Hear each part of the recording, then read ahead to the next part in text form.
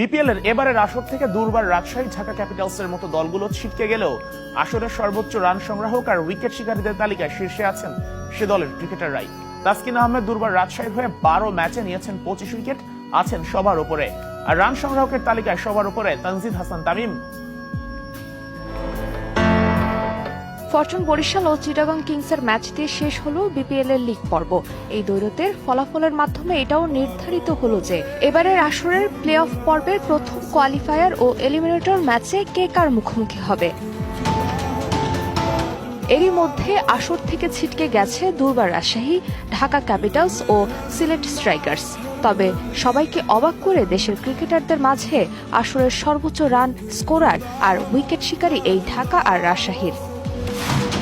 আসরের সর্বোচ্চ উইকেট সংগ্রাহক তাসকিন আহমেদ। দুর্বার রাজশাহীর জার্সিতে 12 ম্যাচে 25টি উইকেট নিয়েছেন এই স্পিড স্টার।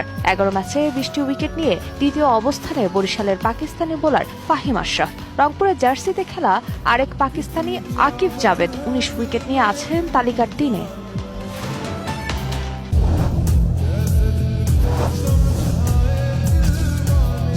আসরের গ্রুপ পর্বের সর্বোচ্চ রান সংগ্রাহক ঢাকা ক্যাপিটালসের তানজিদ হাসান তামিম। 12 ম্যাচে 485 রান এসেছে এই ওপেনারের ব্যাটে।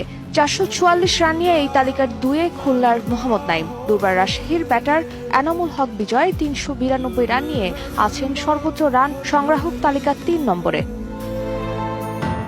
কমপক্ষে 5 ম্যাচ খেলেছেন এমন ব্যাটারদের মধ্যে সবচেয়ে বেশি স্ট্রাইক রেট বরিশালের ফাহিম আশরাফের 231.81।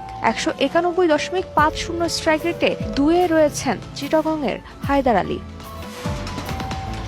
আসরে ছক্কা হাঁকানোতে সবার উপরে তানজিদ হাসান তামিম। 12 ম্যাচে 36টি ওভার বাউন্ডারি তার নামের পাশে। খুলনার নাইম শেখ হাঁকিয়েছেন দ্বিতীয় সর্বোচ্চ 26 ছক্কা।